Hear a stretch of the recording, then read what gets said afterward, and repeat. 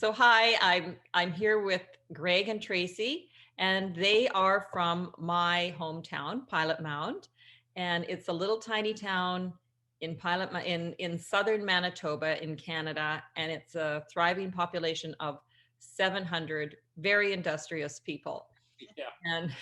And and I actually went to school with Tracey, so I'm very interested to hear about her love story.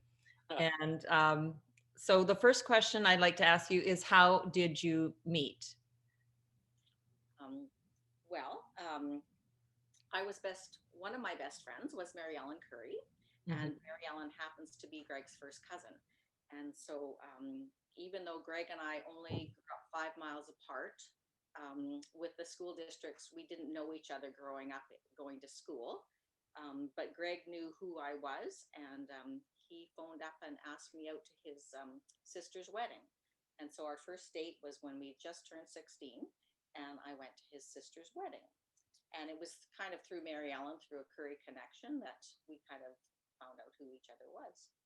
Yeah, like Manitou, another small industrial southern Manitoba town.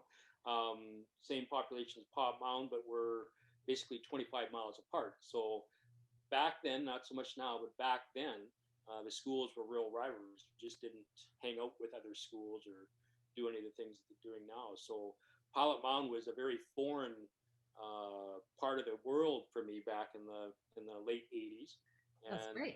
but Tracy was a very cute looking girl, and still is a cute looking girl. Don't get me in trouble. I kind of had my eye on her, and actually, she was dating another fellow, Brad, at that time, and I've been talking to Rhonda Burns. I said, "Well, let me know if anything happens or if she breaks up, or And that was in probably July of '78, and lo and behold, and late in July, sometime you broke up with Brad, and Rhonda gave me this phone call and said, "Well, she's available if you want to ask her out." And my sister was getting married, and I thought, what better opportunity? So I called her up on the phone on party lines. I don't know if you remember the party lines back Oh then. yeah, totally remember the party line because other people could listen. Yeah, Other well, people so could have- it was just as quick as Facebook back then.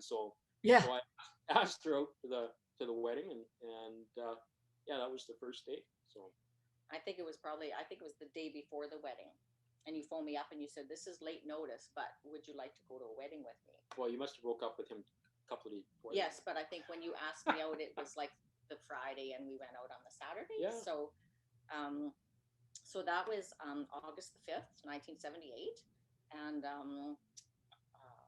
we've been together since. ever since. Okay, so and that was your official date. It went well. Yeah. Yeah. It went very well. Okay, and so when did you know that when did you know that Greg was the one? When did I know? Ooh.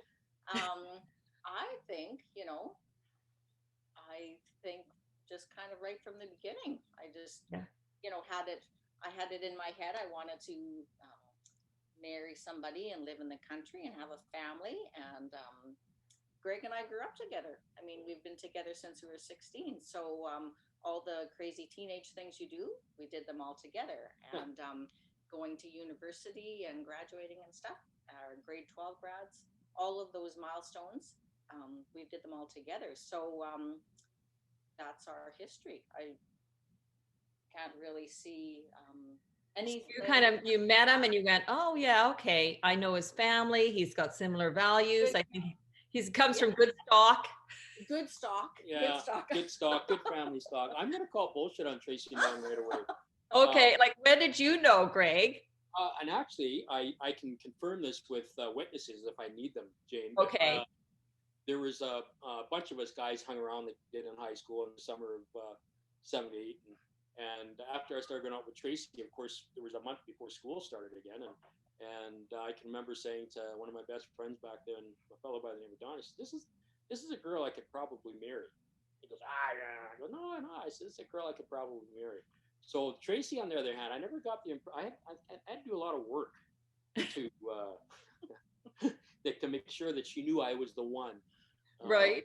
so I don't know whether you knew right away or not. I think Tracy had some pretty clear ideas about wanting to live in the country and family and stuff. So, but me, I yeah. I couldn't You- remember. remember about a month or two after we started dating, you looked at me and you said like, so we're actually going steady. And I Yeah. just thought it was a stupid question because I just assumed we were going steady. Like, I just assumed it was a done deal. And I what thought, other option was there that we were going to kind of see other people on the side, or? no, of course we're steady. We're together. So Yeah. I think, like Greg said, back in those days, the small little towns were each fairly separate.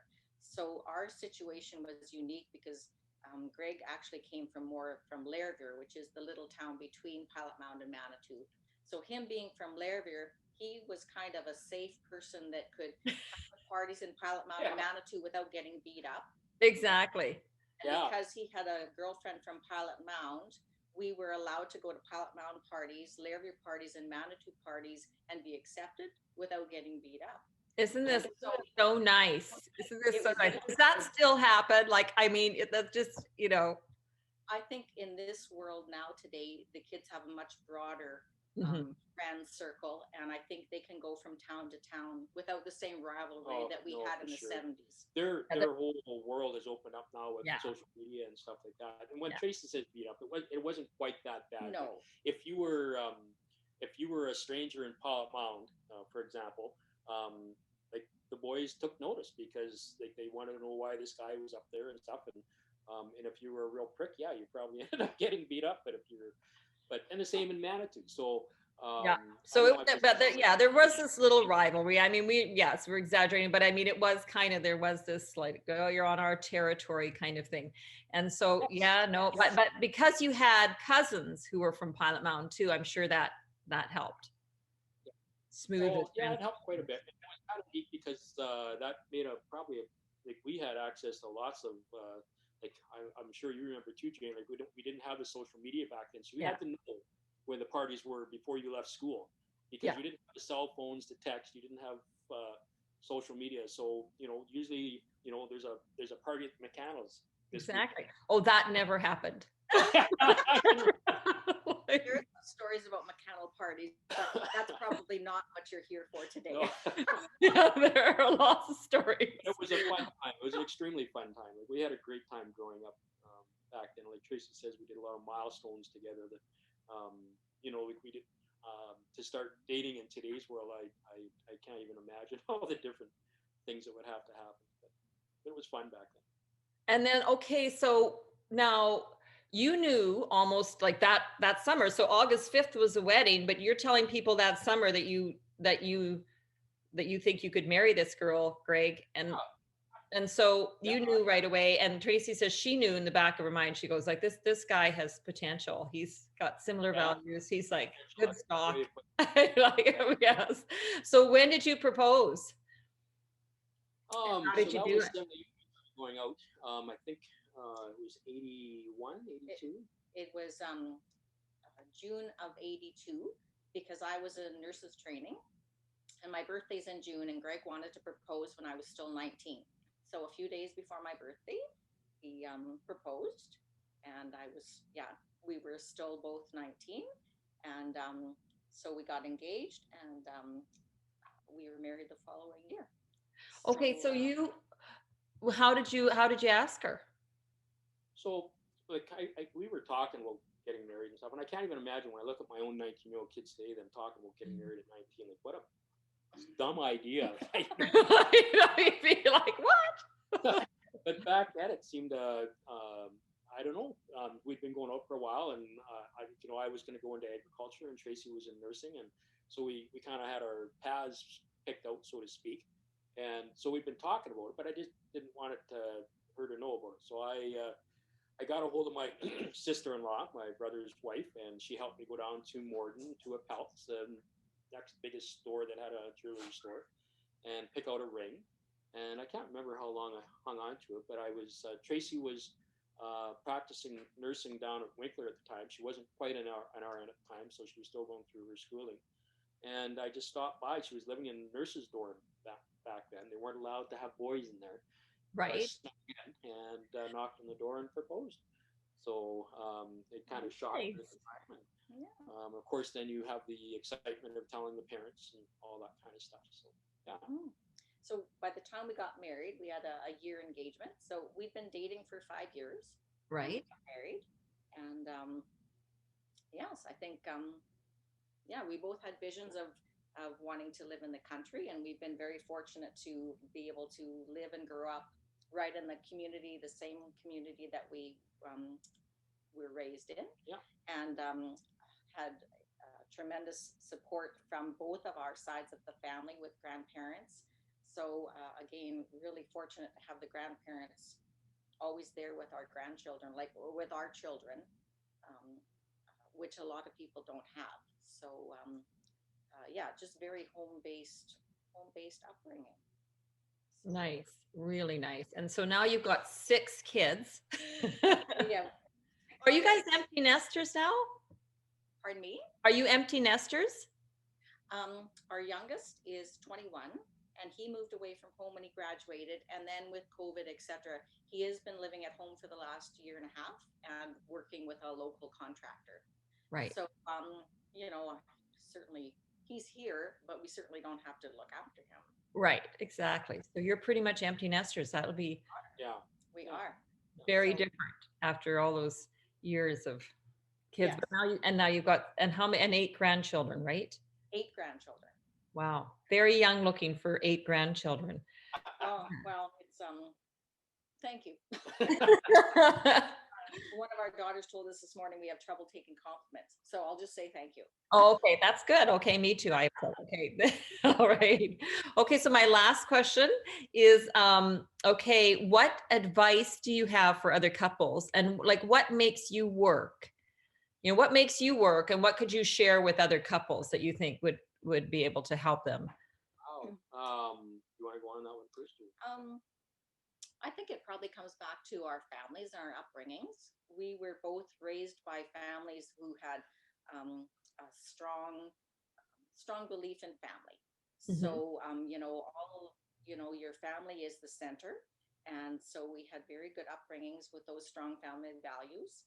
And I think Greg and I share those. And we raised 6 kids, and certainly lots of ups and downs with that because we were very busy and we were working, and money issues, all those things that many families go through. But I think our core values were just all based in love and family, and that's where your decisions are coming from. And I think that's what keeps you together in all the good and the rough times, because everybody goes through times that are crappy. And if you have a really strong foundation of love, you're just stubborn enough to ride those, and you know that it's worth it, and you'll come out on top at the end. Right. And now here you are at the end. You've raised 6 great children, and you're back to being just Tracey and Greg. Right. Well, that's probably the mushiest thing I've heard Tracey say in a long time, Jen. And my email when I sent it to you, she does not have a romantic bone in her body.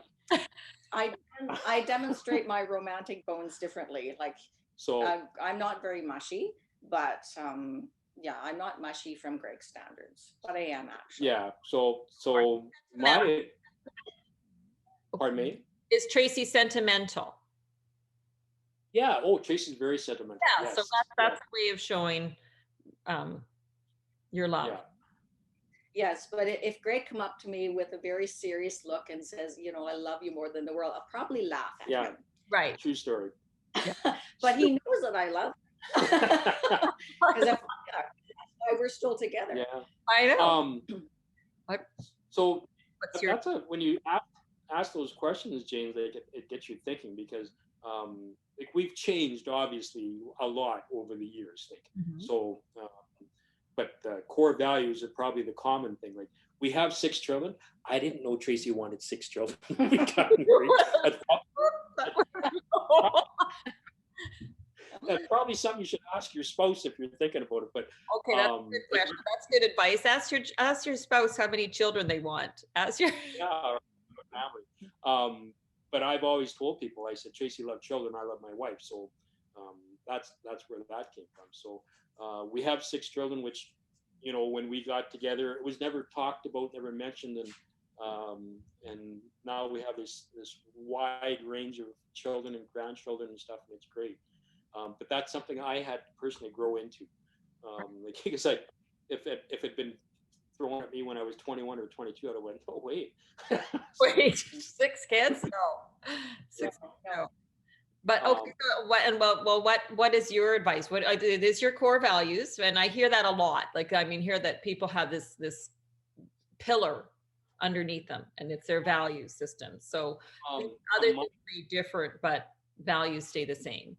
yeah, from my standpoint as a male and as a husband, and I've heard this advice before, and I kind of like it,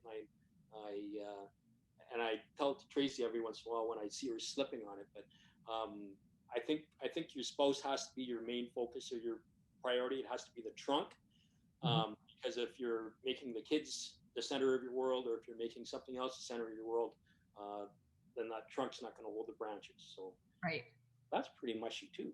Yeah. So my advice would be is that, make your spouse your priorities, and everything else will fall into place.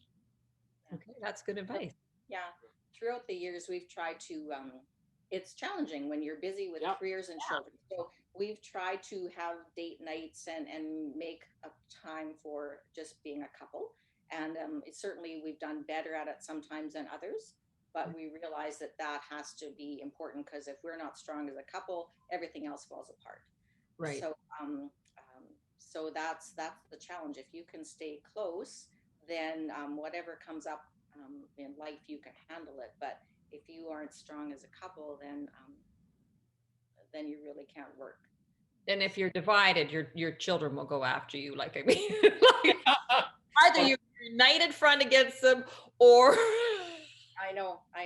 And if you have different opinions, you try and discuss that privately. You can't just throw that at each other in front of the kids. But all challenging stuff, but worth it in the end. Yes. Yeah. Yeah. Well, great. Well, thank you for sharing your story.